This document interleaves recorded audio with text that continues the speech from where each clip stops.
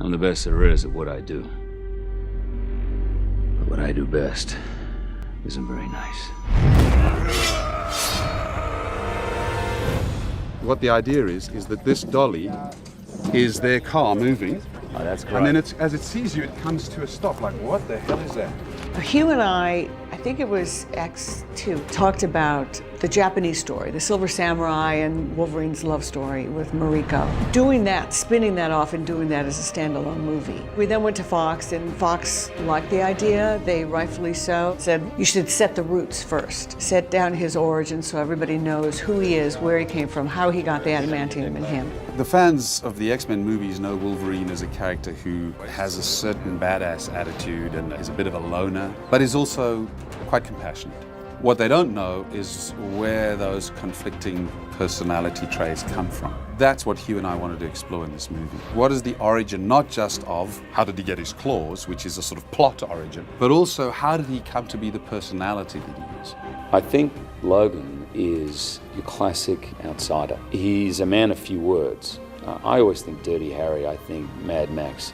I think in the original Mad Max, Mel had something like 11 lines. You felt for him, you rooted for him, everything. He hardly said a thing. These characters are intrinsically mysterious, they're likable, and there's a fantasy element where part of you just would love to be them. I come with you, I'm coming for blood. No law, no code of conduct. They do what they want to do on their terms, and they don't give a stuff what anybody says or thinks about it.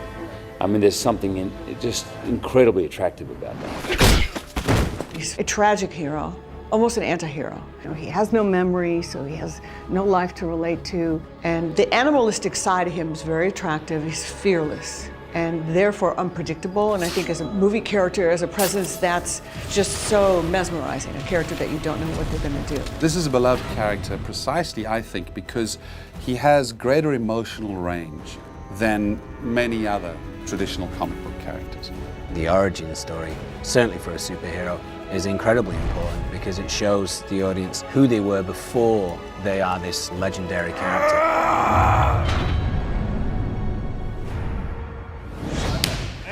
Action! I always felt through the X-Men movies that there was a definitive movie to be made. X-Men 2 covered, in a small way, the origins of Wolverine. So again, I'm like, okay, this is not completely new. We have to now show it in more detail. We have to see Wolverine in his full complexity. He has some qualities and certain aspects to him that are sacred and are right.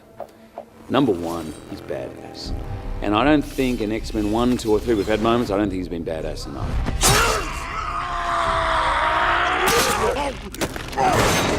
There's a tremendously famous line that I'm sure every fan knows that Wolverine has, where he says, "I'm the best there is at what I do, but what I do best isn't very nice."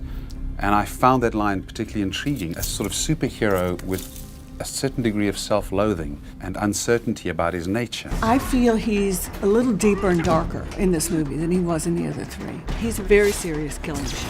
Hugh, by nature, is a sweetheart. You never met a nicer guy. And I think initially it took him a while to find the loner, the outcast, the sometimes miserable guy that Logan can be. And then movie after movie, he went there. This time, rather than playing off a familiar group, it was incumbent upon him to find all that himself and carry that on alone. My mantra on this Wolverine film, to everybody who's involved in it, is that we have to exceed expectations. We can't just do another really good movie. It's got to be that much more. We've got to make him tougher, rougher, we've got to make the action bigger, brighter, all of that. I wanted everything to be better.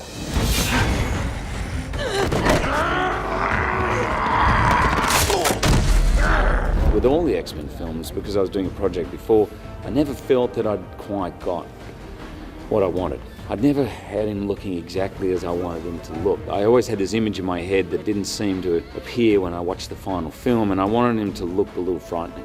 I didn't want him to look like, wow, he's good shape, cool. I wanted people to look at him like I remember looking at Robert De Niro in Cape Fear and just going, oh shit. This guy's freaky. This is scary. I wanted veins popping out. I wanted it to look animal.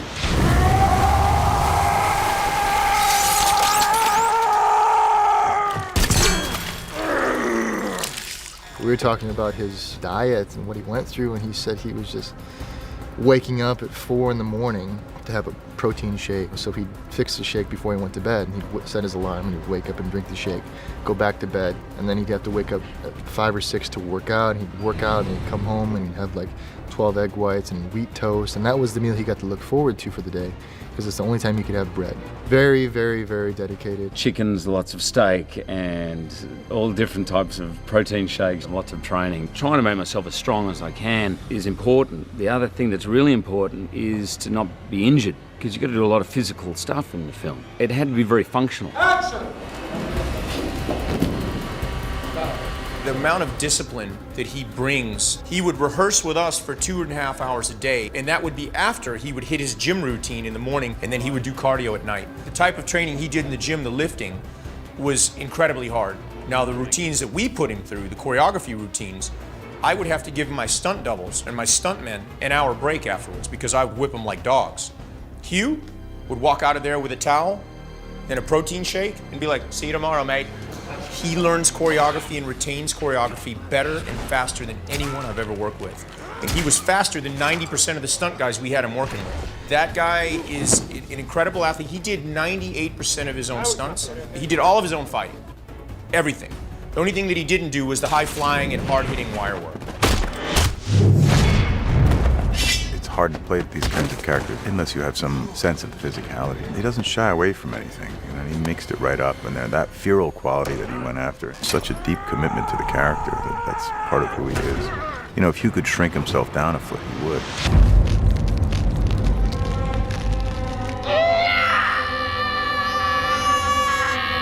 The decision to put the bone claws in Logan came along with the script of going way back into his childhood. And those were hard to figure out. ADI, who did the makeup for the show, developed these bone claws. They're a little different than the Adamantium Claws, so there was a lot of new design work that had to happen. Logan's bone claws are revealed when he's a child. We looked at a lot of different reference material like rattlesnake teeth, especially baby rattlesnake teeth. They're kind of clearish, and then you see a vein or a nerve running through them, a kind of squiggly nerve. And we all really like that idea. There's an effect when the bone claw pops out, it's a little bit translucent, and then it goes opaque, almost as if when it hits the air, it starts to dry or mature or harden. We also had to then design the adult version of Logan's bone claws, and there was a lot of discussion there. And so we were sculpting away. We were making bone claw after bone claw, lots of different maquettes that we'd photograph from different angles and review and look. And so it was a round-robin process that went on for a while, and finally we landed on the look of the bone claws. These are cast out of a translucent urethane resin, so it's a 2-part resin, and it gives a little bit of a light transmission, so it looks a little bit more like bone and less like, you know, the opaque metal. Ooh, shiny. The Adamantium Claws themselves were pretty much executed in the same way that they have been in the other films, because they've had 3 movies to perfect that, and they work quite well. Today, we're going to witness medical history.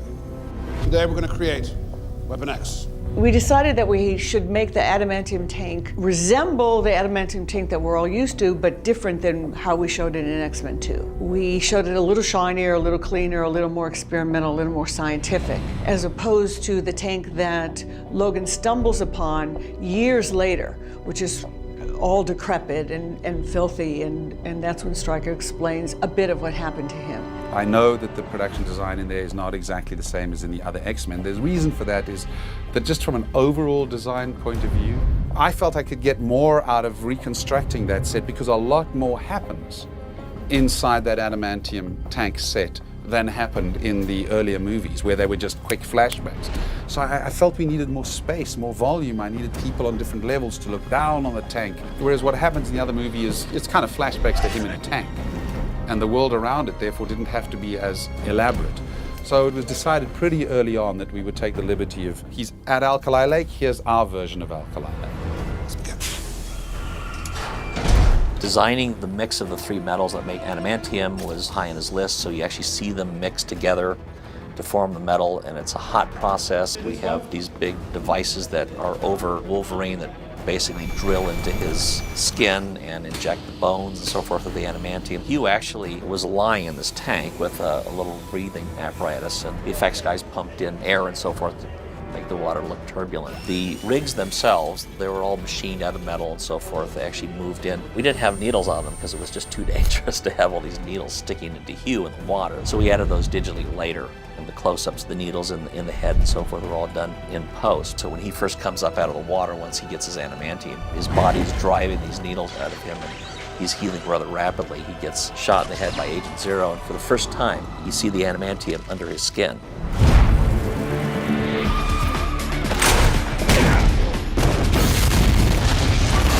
Hugh loves this character. He truly loves this character. And I think both of us have a far greater understanding and respect for why fans love these characters than we knew before we came into this world.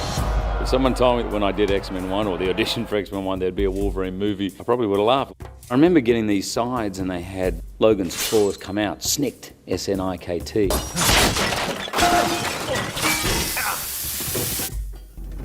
You're right in there. Yeah, I'm fine. I had no idea of the effect the movie would have. I had no idea really about the comic book world and how beloved Wolverine is. I just, in the first one, was totally ignorant of all that pressure and just really enjoyed it. And I couldn't be more grateful or pleased in a way that the fans have liked it enough to warrant doing this film. When people say, will I do more? And I say, hey, I love this character, but if it's clear after this, people go, that's enough, I'm ready to hang the claws up. But, you know, if they want more, I'll probably give it to them because I love it. Bye all. That's a wrap.